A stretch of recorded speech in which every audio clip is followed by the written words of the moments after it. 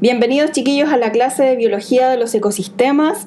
En esta clase vamos a continuar hablando sobre selección natural, pero va a ser una clase más breve en lo que se compara a las demás clases. Vamos a clasificar los tipos de selección natural, que son solamente 3, y vamos a pensar ya al final de la clase en una pregunta que me deberán responder en Classroom, ¿ok? Bien, recordar que selección natural ahora está como la definición más formal, ¿cierto? Ya la habíamos anotado en la clase de hace 2 semanas atrás. Pero es un proceso de selección por parte del ambiente. Entonces, selección natural claramente es una selección. ¿Quién selecciona? El ambiente va a seleccionar, ¿ya? ¿De qué cosa? ¿Qué va a seleccionar? Las variaciones favorables de una población con respecto, ¿cierto?, a la situación que están viviendo. Si hay alguna variación que justo les sirve a la población en ese momento, van a ser seleccionadas. Por ejemplo, si entre toda la población humana hay un grupito de seres humanos que el COVID-19 no les hace nada, ese grupito de seres humanos tiene esa variación. Por lo tanto, el ambiente en el que estamos viviendo ahora va a seleccionar a ese grupito de seres humanos porque es favorable seleccionarlo justo ahora. ¿Me entienden? Lo mismo pasa en todas las poblaciones. Si ocurre algo, por ejemplo, en el caso de las polillas, si ocurre algo, se va a seleccionar siempre aquella variación favorable para la población. El ambiente aquí cumple un rol fundamental. Pero, ¿qué es el ambiente? ¿A qué corresponde el ambiente? El ambiente son fuerzas ecológicas. Quiere decir, por ejemplo, el cambio en la coloración de un tronco es un tipo de fuerza ecológica. El cambio en el tipo de suelo también es un tipo de fuerza ecológica. La aparición de un virus también es una fuerza ecológica. Entonces, todas esas fuerzas van a impactar al fenotipo, a nuestro fenotipo, ya sea cambiando las características de una población. Por ejemplo, en el caso de la polilla, toda la población cambió a predominar el color negro, ¿verdad? En el ejemplo anterior. ¿Por qué? Porque la polilla negra era la más exitosa, era una variación favorable para aquel momento. Pero si las condiciones cambian, va a ser beneficioso seleccionar a otro tipo de polilla, al igual que los seres humanos, que los ciervos, que en todas las poblaciones. El fenotipo, entonces, recordar esta palabra clave. Tipos de selección natural. Ahora sí, comenzamos con lo que quiero obtener de ustedes. Tenemos que recordar la distribución normal. ¿Qué es una distribución normal? Recordar en un plano cartesiano que tenemos 2 variables, la X y la Y, ¿cierto? Aquí estoy dibujando parte de un plano cartesiano, como un cuarto, ¿cierto? Acá podemos tener las características de las especies. Características. Por ejemplo, acá vamos a tener el color blanco, y acá vamos a tener el color negro, ahí, ¿ok? Y acá vamos a tener en el eje Y, vamos a tener el número de individuos, que va desde 0 individuos hasta 1000, por dar un ejemplo. Entonces, una distribución normal es aquella función que se va a distribuir de acuerdo al promedio, así.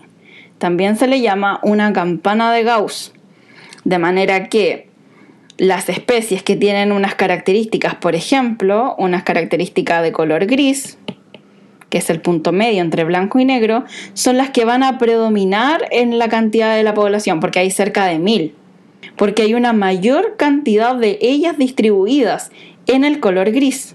En cambio, ¿cuántas hay más o menos del color blanco? Hay poquitas.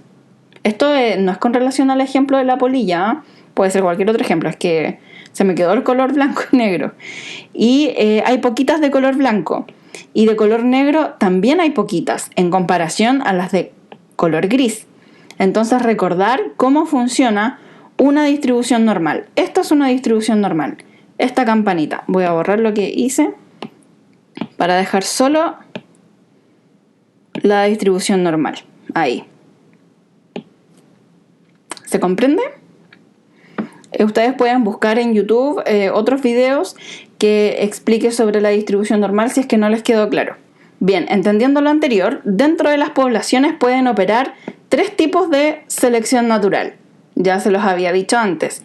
El primero, vamos a poner un 1 aquí, es la selección direccional. Y el ejemplo lo observamos aquí, en este gráfico. Acá tenemos el número de escarabajos, lo mismo que el anterior, ¿se acuerdan? Lo mismo. Imagínense que aquí hay 0 escarabajos y aquí arriba hay 1000 escarabajos. Ok. Acá tenemos una gama de colores. Acá tenemos un escarabajo blanquito y acá tenemos un escarabajo más oscuro. Todo este tipo de selección tenemos que considerar algo fundamental, el tiempo. ¿Por qué? Porque este tipo de selección se va a poder evidenciar, pero con el tiempo. No podemos ir a un ecosistema ahora y medir un tipo de selección direccional. No se puede, tendríamos que ir, por ejemplo, en el año 2020 y luego tendríamos que ir, dependiendo de la especie, en el año 2025, por dar un ejemplo. Ahí podríamos evidenciar ese tipo de selección, así que recuerden siempre que todo esto es en el tiempo. Comenzamos con una distribución normal. La línea punteada en el ejemplo es el pasado. Esta flechita aquí indica que la línea punteada es el pasado. Y yo la voy a dibujar con rojo. Entonces, antes, la distribución de los escarabajos bordeaba en su mayoría un color ni tan blanco ni tan oscuro. Acá estaban, en su mayoría. ¿Se dan cuenta? Porque la campana de Gauss estaba como al medio. Bien al medio, ¿cierto? Pero con el pasar del tiempo, voy a borrar esto, con el pasar del tiempo, ¿qué ocurrió? Esta campana de Gauss en realidad se fue desplazando hacia los individuos que tenían una coloración más oscura, por aquí. Entonces ya no está al medio la distribución de esta población, sino que con el tiempo algo pasó y se fueron seleccionando aquellos individuos que estaban más o menos por acá, que eran de coloración más oscura. Eso es selección direccional, porque va en una dirección. Y acá tenemos el caso de la polilla moteada. El caso es un caso real, no es que yo me lo haya inventado, solamente puse mi cara ahí en una polilla para que les quedara más claro, pero esto ocurrió en Inglaterra y la verdad es que fueron seleccionadas aquellas polillas que tenían una coloración más oscura. Entonces, el caso de la polilla moteada es un caso de selección direccional. Seguimos. 2. Selección estabilizante. Esta es muy fácil. En el pasado, la población original, que es la línea punteada, que es esta, estaba distribuida casi uniformemente. O sea, había un poquito de escarabajos blancos, había un poquito de escarabajos negros, oscuros, y no, en realidad habían más escarabajos con término medio, pero no tanto, ¿cierto? En el tiempo, ¿qué ocurrió? O sea, igual eran hartos en comparación a los otros dos. En el tiempo se fueron seleccionando aún más los escarabajos que tenían un color entre oscuros y claros. Imaginemos los grises nuevamente. Fueron seleccionándose los grises en el tiempo. Por lo tanto, ya casi no aparecían escarabajos que fueran oscuros y tampoco aparecían escarabajos que fueran claros. Los que fueron seleccionados fueron aquellos que eran grises. Entonces, este tipo de selección se llama estabilizadora, como que se queda en un punto solamente, para que lo recuerden, ¿ya? A diferencia de la de acá, que se seleccionó más un poquito hacia la derecha, hacia este lado.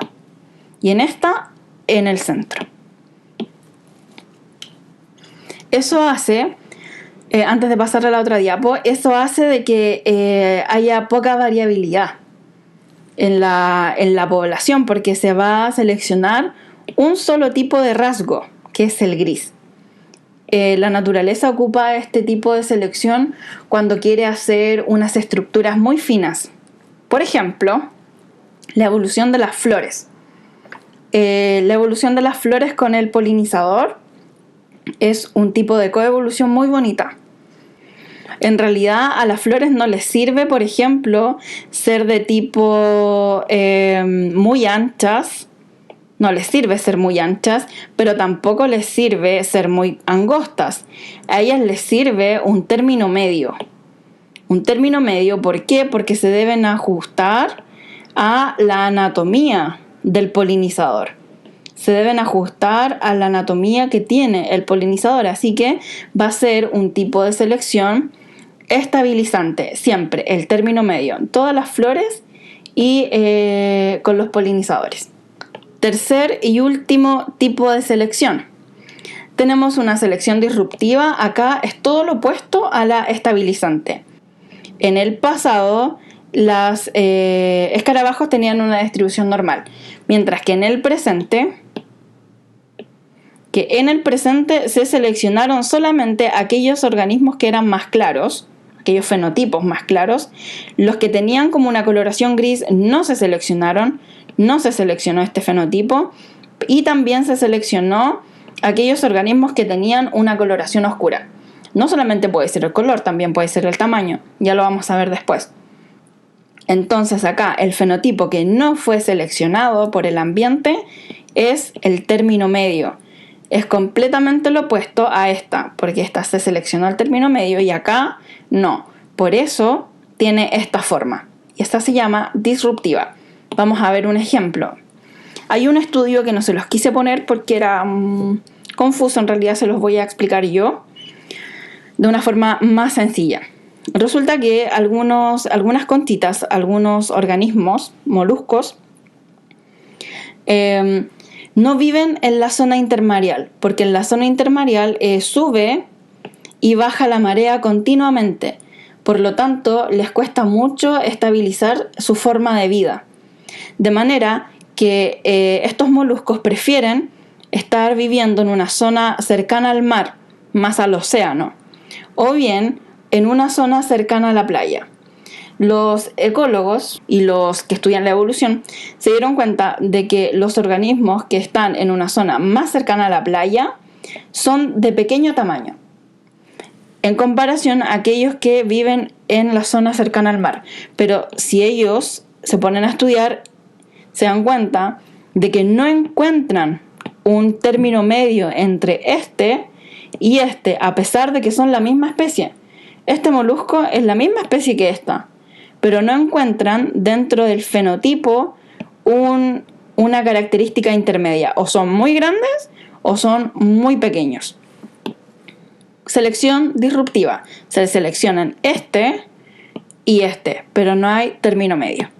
Si tienes dudas o consultas, escríbeme. En realidad esto aparece mucho en las pruebas de selección universitaria y en las pruebas electivas aparece mucho esto, sí o sí, que les preguntan sobre los tipos de selección. Bien, para terminar, les voy a dejar esta afirmación en Classroom, a la cual ustedes deben dar una explicación a la siguiente afirmación. Les voy a dar 2 semanas para esto. Les voy a dar 2 semanas porque es interesante. Aquí yo quiero que ustedes busquen en internet, que traten de hacer un párrafo bien bonito, no algo copiado y pegado, algo que sea hecho por ustedes, que explique lo siguiente. A través de la selección natural, las poblaciones resuelven los problemas ambientales. Esa es una afirmación y eso es correcto. Eso es así. Pero lo que yo quiero que ustedes hagan, que me expliquen por qué es así. ¿Por qué es así? ¿Ya? Es como justificar la verdadera. Ya no justificar la falsa, sino justifiquen que esto es verdadero, porque sí es verdadero. ¿Pero por qué? ¿Ya? Entonces ahí tienen que, no sé, pues yo comenzaría hablando de qué es selección natural, luego dejar en claro qué es una población y después hablar de que estas poblaciones resuelvan los problemas ambientales. ¿Por qué? ¿Qué es un problema ambiental? En realidad no es tan difícil y tienen 2 semanas para buscar información y para narrarlo en Classroom, ¿ya? Bien, en el cierre vimos hoy los tipos de selección natural. Tipos de selección natural, que son 3, ¿verdad? Está la direccional, la estabilizante y la disruptiva. La direccional, ¿cierto? La campana de Gauss se desplazaba, es decir, se seleccionaban solo un lado de los organismos. En la estabilizante se seleccionaba un grupo, un término medio de los organismos, y en la disruptiva se seleccionaba todo menos el término medio, ya sea este o este otro.